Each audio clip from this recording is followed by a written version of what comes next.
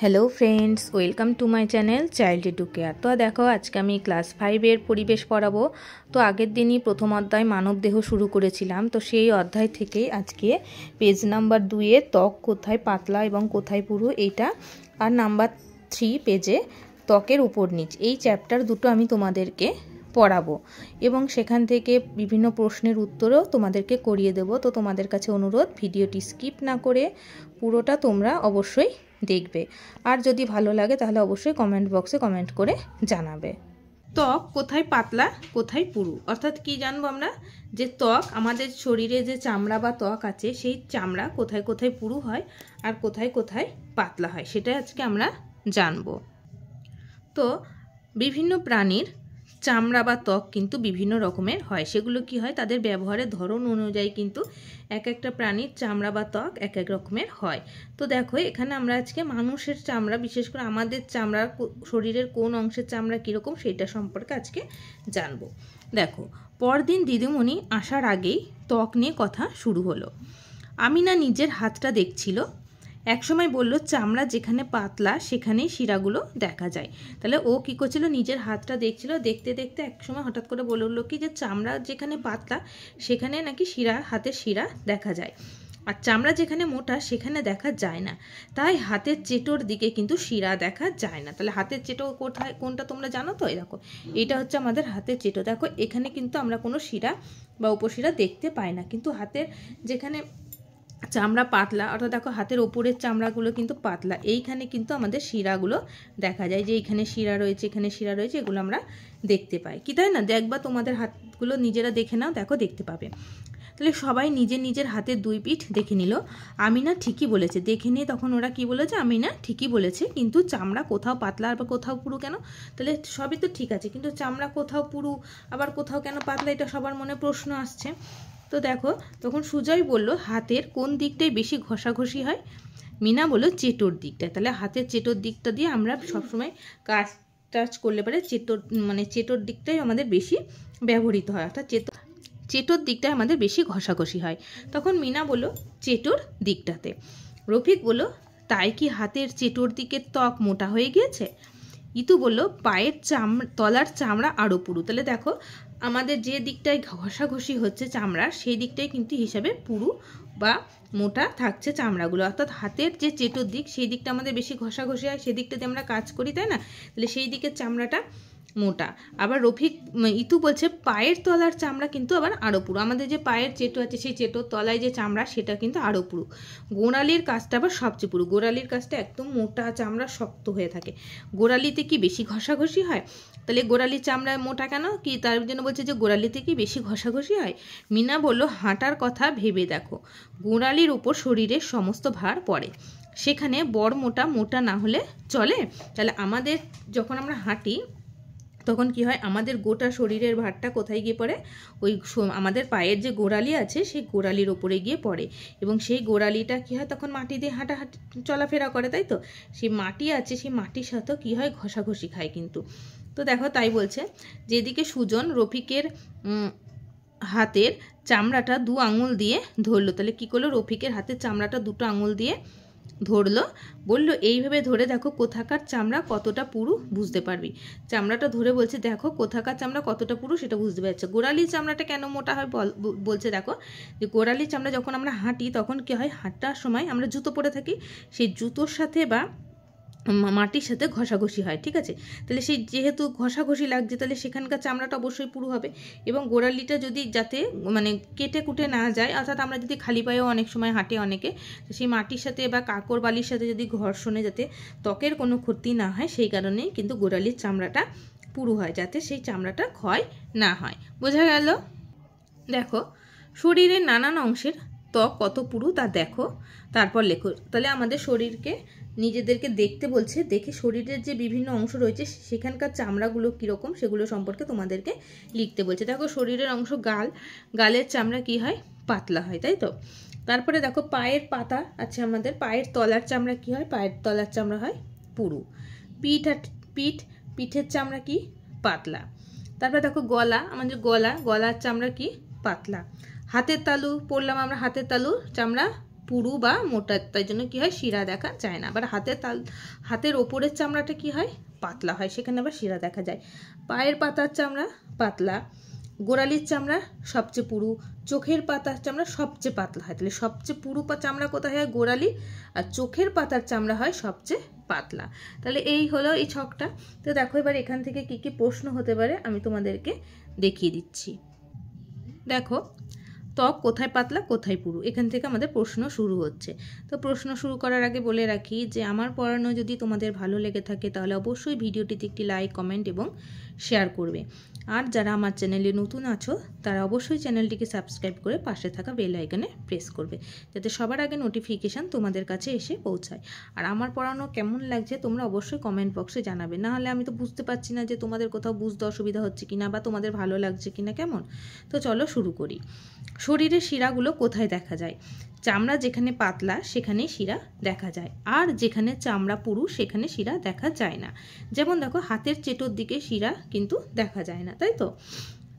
Next দেখো হাতের চেটোর দিকে চামড়া পুরু কেন? হাতের চেটোর দিকে চামড়া বেশি ঘষাঘষি হয়, সেই জন্য চামড়া পুরু হয়।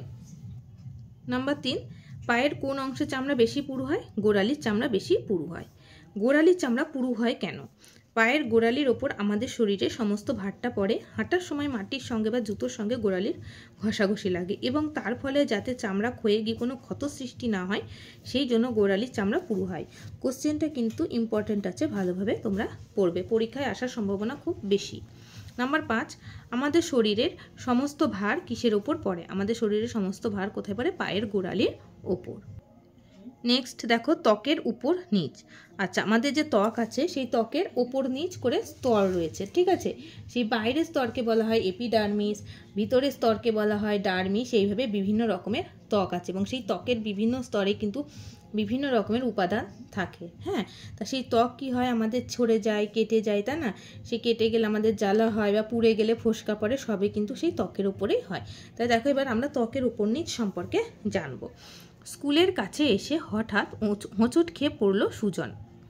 হাঁটু আর কনুইতে লেগে গেল, সবাই মিলে ধরে তুলে নিয়ে গেল। কনুইতে খানিকটা ছড়ে গেছে, দেখো ছবি দিয়েছে, দেখো কনুইতে হাঁটুতে কিন্তু ওর ছড়ে গেছে। এক জায়গায় একটু রক্ত বেরিয়েছে, হাঁটুতেও একটু ছড়ে গেছে, একটু জল জল কিছু বেরিয়েছে। দেখবে আমরা যখন কোথাও কোনো কিছুতে ঘষা লাগে বা ছড়ে যায় হাঁটু বা কনুই, তা সেখান থেকে কি হয় একটা জলীয় টাইপের একটি পদার্থ বেরিয়ে আসে, অর্থাৎ একটু জল জল ভাব হয়ে যায়। খানিকক্ষণ বরফ দেওয়া হলো, তারপর হেড স্যার কী করলেন, ওকে ওষুধ দিলেন। মিনা সব দেখছিল, মিনা এই ঘটনাটা পুরোটা কী করছিল, দেখছিল। সে ভাবলো ত্বকের কি দুটো স্তর আছে? তাহলে ও এটা ভেবে বলল যে ত্বকের কি দুটো স্তর আছে?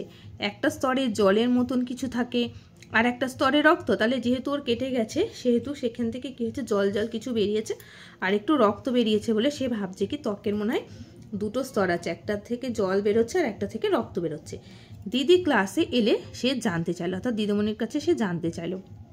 দিদি বললেন ঠিকই দেখেছো, ত্বকের উপরের স্তরে রক্ত থাকে না। তাহলে ত্বকের যে আমাদের যে ত্বকের উপরের স্তরটা থাকে সেই স্তরে কিন্তু রক্ত থাকে না। রফিক বলল ওই উপরের স্তরটা হচ্ছে মরা স্তর, কেটে গেলেও কিছু হয় না, তাই না? হ্যাঁ, ভিতরের স্তরে আঘাত লাগলেই কিন্তু জ্বালা করবে। তাহলে ত্বকের আমাদের যে এই যে ত্বক রয়েছে, দেখো এই ত্বকের ওপরের স্তরটা যদি সামান্য কেটে যায় তাহলে কিন্তু লাগবে না, কিন্তু কেটে গিয়ে যখন আমাদের ভেতর অবধি পৌঁছে যায় তখনই কিন্তু সেখানে জ্বালা করবে, রক্ত বেরোয়, তখন ওই জলীয় পদার্থগুলো বা জলীয় উপাদানগুলো তখন ওখান থেকে বের হয়। মিনা বলল পুড়ে গেলে খুব জ্বালা করে। তাহলে পুড়ে গেলে কি হয়, জ্বালা করে, যেহেতু পুড়ে গিয়ে কি হয় প্রথম স্তরটা ছাড়িয়ে গিয়ে দ্বিতীয় স্তরে গিয়ে পৌঁছায়, পোড়াটা, তাহলে সেই জন্য তখন কিন্তু খুব জ্বালা করে। যেহেতু ত্বকের কটা স্তর, দুটো স্তর রয়েছে, ঠিক আছে। দেখো তখন পুড়ে গেলে কি করতে হয়, তখন ঠান্ডা জল দিতে হয়। ধরো কবজির কাছটা পুড়েছে, খানিকক্ষণ ঠান্ডা জলে হাত রেখেছো, হাত তুললে আবার কি হয়, জ্বালা শুরু হলো, তাহলে আবার হাতটা ঠান্ডা জলে ডোবাতে হবে। যখন হাত তুলে নিলে জ্বালা করবে না তখন হাত তুলে নেবে, তাহলে চামড়ার ভিতরের স্তরে ক্ষতি হবে না। তাহলে কি করতে বলছে, যে যখন কোনো জায়গা পুড়ে যাবে তখন কি করতে হবে, সেই পোড়া জায়গাটা ঠান্ডা জলে খানিকক্ষণ চুবিয়ে রাখতে হবে। যতক্ষণ না সেই জ্বালাটা কমছে ততক্ষণ হাত ওই ঠান্ডা জল থেকে তোলা যাবে না, তাহলে কি হয়, ভিতরের চামড়ার কোনো ক্ষতি হয় না। ফোসকা পড়ে যাবে যে, চামড়ার উপরের স্তরটা গরমে মরে যায়, তখন কি হয়, তখন নিচের স্তরটা থেকে জল বেরিয়ে আসে। ওই যে বলো যে দ্বিতীয় স্তরে কি থাকে, একটা জল থাকে, তা সেই দুটি স্তরের মাঝে সেই জলীয় তরল এসে জমা হয়, তার ফলে জায়গাটা ফুলে ওঠে, এইভাবে ফোসকা পড়ে। তাহলে ফোসকা পড়ে কীভাবে? আমাদের যে চামড়ার ওপরের স্তরটা রয়েছে সেই স্তরটা কী হয়, গরমে তখন মরে যায়, ফলে সেই স্তরটা ওখান থেকে সরে যাচ্ছে, মরে যাচ্ছে মানে সরে যাচ্ছে, সেখান থেকে কী হয়, আবার নিচের স্তরটা তখন বেরিয়ে আসে, নিচের স্তরে থাকে জল, সেই জল বেরিয়ে এসে সেই জায়গাটায় ফুলে ওঠে এবং ফোসকা পড়ে। সঙ্গে সঙ্গে সেই জায়গায় ঠান্ডা জল দেওয়া হলে নিচের স্তরটা আর গরম হতে পারে না, তখন ফোসকা নাও পড়তে পারে। অনেক সময় পুরা মানে ছ্যাঁকার লাগা বা পুড়ে যাওয়ার সাথে সাথে যদি ঠান্ডা জল দেওয়া হয় তখন সেই জায়গাটা ফোসকা পড়ে না, কারণ তখন জল দেওয়া হলে নিচের স্তরটা যেহেতু গরম হতে পারে না, সেই কারণে ফোসকা আবার নাও পড়তে পারে। মিনা বলে উঠলো, কিন্তু ফোসকা পড়লেও বেশি ক্ষতি নেই, তাতে চামড়ার ভেতরের স্তরটা কী হয়, বেঁচে যায়। বেশি পুড়ে গেলে সঙ্গে সঙ্গে হাসপাতালে নিয়ে যাওয়া দরকার। তাহলে বেশি পুড়ে গেলে আবার কী হয়, চামড়ার ভেতরের স্তরটা সেখানে ক্ষতির হাত থেকে বেঁচে যায়। তাহলে বোঝা গেল যে চামড়া পুড়ে গেলে কি করতে হবে, বা কোথাও কেটে গেলে সেখানটা আমরা কি করব, ঠান্ডা জল দেবো, আবার পুড়ে গেলে সেখানটা মলম লাগাবো, এইভাবে আমাদেরকে চিকিৎসা করতে হবে। দেখো কি বলছে, আগে কবে কার চামড়ায় আঘাত লেগেছে তা ভেবে আলোচনা করে লেখো। তোমরা নিজেরা নিজেদের মধ্যে আলোচনা করবে, কার কোথায় শরীরের কোন অংশে কি করে আঘাত লেগেছে, তখন কি করেছো, এরপর ওই রকম হলে আবার কি করবে, এগুলো বন্ধুদের সাথে আলোচনা করে নিজেদের মতন করে লিখে নেবে। তো এখান থেকে কি কি প্রশ্ন হবে সেগুলো আমি তোমাদেরকে দেখিয়ে দিচ্ছি। ত্বকের উপর নিচ। নাম্বার 1, ত্বক বা চামড়া কেটে গেলে বা পুড়ে গেলে কি করা উচিত? কেটে যাওয়া বা পুড়ে যাওয়া জায়গাগুলিতে ঠান্ডা জল বা বরফ লাগিয়ে তারপর ওষুধ দিতে হবে। নেক্সট, পুড়ে গেলে ফোসকা পড়ে কেন? শরীরের যে অংশটা পুড়ে যায় সেই অংশের চামড়ার উপরের স্তরটা গরমে মরে যায়, তখন নিচের স্তরে থাকা জলীয় তরল বেরিয়ে আসে, দুটি স্তরের মাঝে জল বা তরল জমা হয়ে জায়গাটি ফুলে ওঠে এবং ফোসকা পড়ে। কোশ্চেনগুলো কিন্তু ভেরি ভেরি ইম্পর্টেন্ট, ঠিক আছে? এগুলো পড়বে, মুখস্থ করবে, প্লাস লিখবে, বারবার করে লিখবে, তাহলে তোমাদের মনে থাকবে। নেক্সট নাম্বার 3, ত্বকের উপরের স্তরটা কেমন? ত্বকের উপরের স্তরটা মরা, এখানে রক্ত থাকে না, তাই কেটে গেলেও কিছু হয় না। নাম্বার 4, দেহের কোনো অংশ আগুনে পুড়ে গেলে কি করা উচিত? দেহের কোনো অংশ আগুনে পুড়ে গেলে সাথে সাথে ওই অংশে ঠান্ডা জল বা বরফ দিতে হবে, তারপর জ্বালা কমে গেলে মলম লাগানো যেতে পারে, খুব বেশি পুড়ে গেলে হাসপাতালে নিয়ে যাওয়া উচিত। তাহলে এই 4টে প্রশ্ন আমি তোমাদের এই চ্যাপ্টারটা থেকে লেখালাম, অর্থাৎ ত্বকের উপর ও নিচ।